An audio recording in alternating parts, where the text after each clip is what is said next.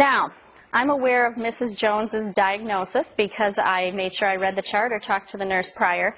I know that Mrs. Jones had a stroke and that it made her left side weaker. So she does not have a lot of use of her left arm or her left leg. Mrs. Jones has fairly good trunk control, so she can maintain her sitting balance.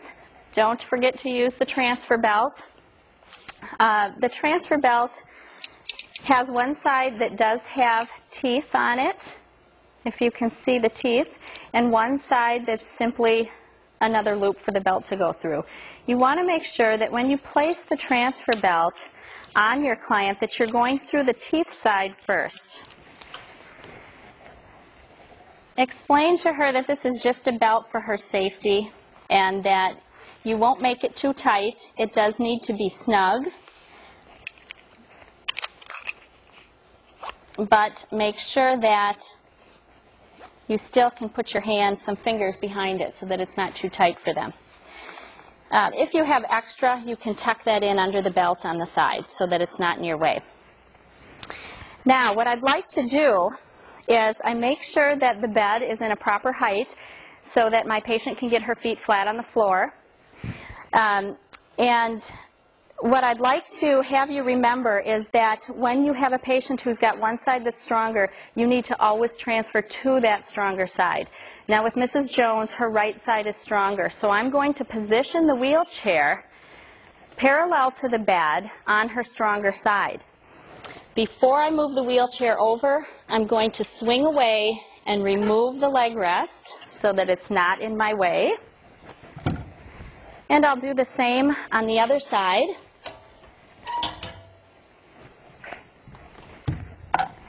I'll position the wheelchair so that it's in an appropriate spot for Mrs. Jones so she doesn't have to do too much of a turn during this pivot transfer. Make sure that you lock the brakes.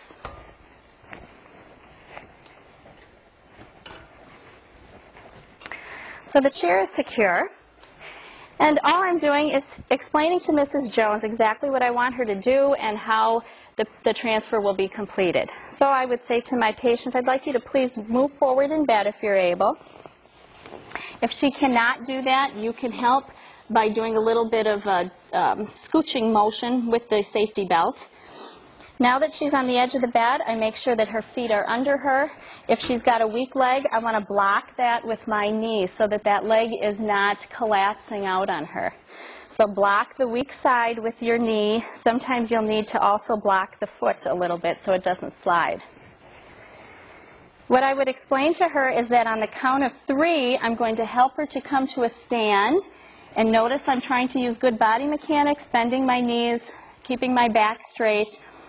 And when I would bring her to a stand, I'm going to ask her to reach with her good arm, with her strong arm, towards the arm of the wheelchair to help with the transfer. Okay, push up from the bed now so that you've got a surface to help and push from.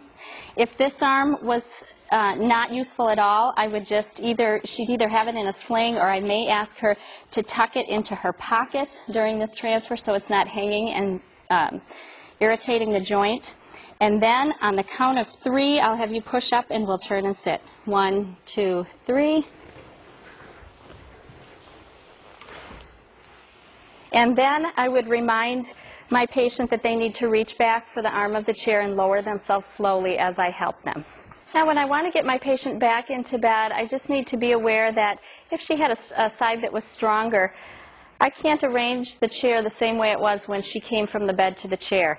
I would need to take the wheelchair and bring it around to the other side so that when she's going from the chair back to the bed, she's again leading with her stronger side. That's very important to remember. You can see that the patient is now sitting in a commode. A commode is just a portable toilet that's used at the bedside when the patient isn't able to get to the bathroom. I'd like to show you a transfer from the commode back to the bed, and for this transfer I'm going to use the pivot disc that we talked about earlier. Just to keep in mind, a commode generally has adjustable legs. So you want to make sure that prior to transferring your patient, like we talked about getting the surfaces level, you adjust the commode so that it's at a proper height that your patient can put her feet flat on the floor and still not have to go up a large distance to get to the bed. The commode is positioned just like the wheelchair was, parallel with the bed, so that she only needs to do a quarter of a turn during the pivot.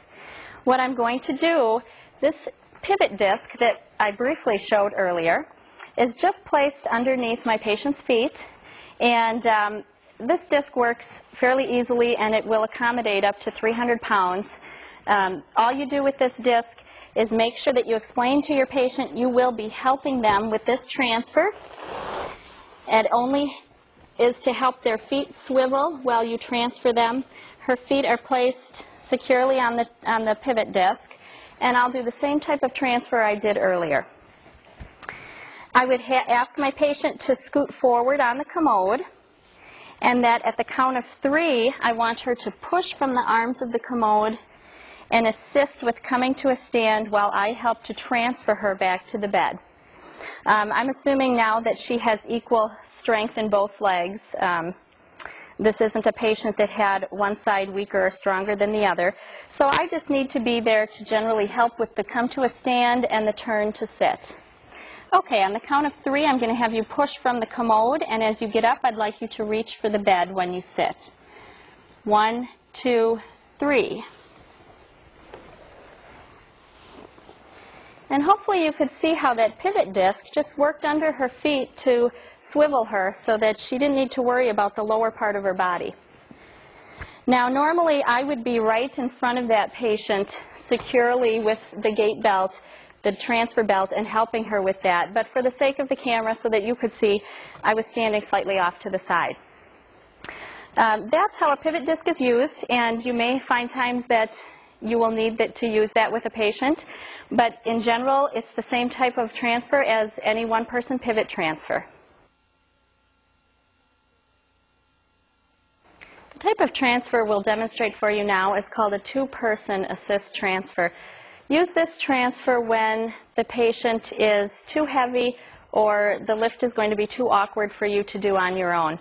Then you would need to enlist the help of another caregiver. And what we're going to do is basically a pivot transfer, but there will be one of us on either side of the patient. I want to point out that during all of these transfers, you need to have the patient keep their hands in a position where they can assist with the transfer. Even if they aren't really going to do a good job at pushing, still cue them to keep their hands there and to reach for the other surface. That way it keeps their hands off of you. It's very unsafe if they're trying to reach around your neck or around your waist. If they start to fall, you're going to fall with them. It can throw you off balance, and it's hard on your joints too if you have somebody hanging on your neck. So you need to remind them to keep their hands where they are helping with the transfer and then reaching for the opposite surface. What we're going to do now is transfer our patient, the two of us, from the wheelchair to the bed. We'll each stand on a side of the patient. Our hands will be one in the front and one near the side and the back. And we will stand so that our feet will pivot easily as we move this patient onto the bed. Okay, we'd have our patient scoot forward in the chair, make sure that her feet are bent, or her knees are bent and her feet are flat on the floor. And then one of us would count on 3 and pivot the patient to the bed. 1, 2, 3. And that type of a transfer works well when you just need somebody on the other side to assist you.